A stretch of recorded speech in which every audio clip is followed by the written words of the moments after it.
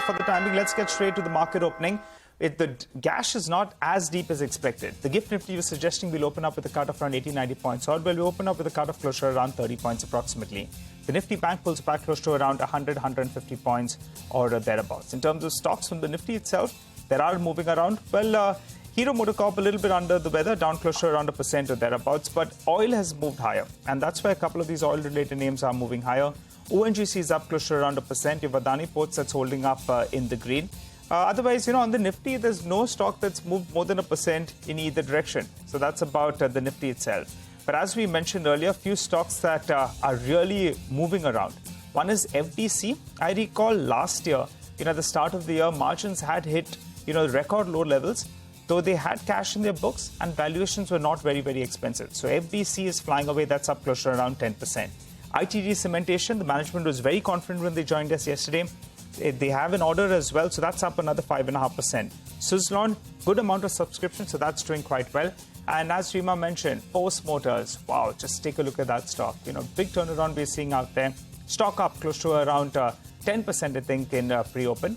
Let's pull up Post Motors. The numbers look very, very strong, and that's the reason why that's higher in trade.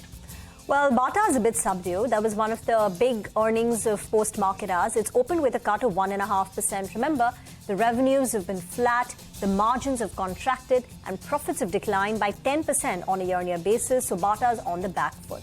Some other earnings misses include a Visakhapatnam Industries, a Suntech Realty, even Granules, where there is that IT issue, eClerks, where revenues have fallen on a quarter-on-quarter basis, and there is margin compression.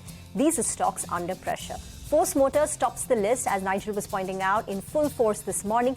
Max Financial, look at that stock. Max Financial is currently up close to about 8%. We spoke about Thomas Cook and Varroc Engineering, where there is a turnaround. The companies reported a profit versus a loss, so those companies are higher in trade.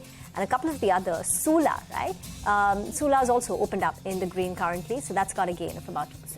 All the holiday stocks, and for good reason, right? Look at the way they've rallied. Thomas Cook, 90% up on the top line. Plus, you have profits. BLS International, 3% up there as well. And of course, Post Motors is the real star this morning. Varroc is up about 7.5%, really counting those gains in. Granules, we spoke with the management as well. But for what it is, it's a weak first quarter. And they're saying that the weakness could extend at least partially in the second quarter. Stocks down about 3%. Overall, the market very, very quiet. No major trades, at least as of now, because we're running into that big announcement in 45 minutes. Some of the bank names continue to drag and they're weak.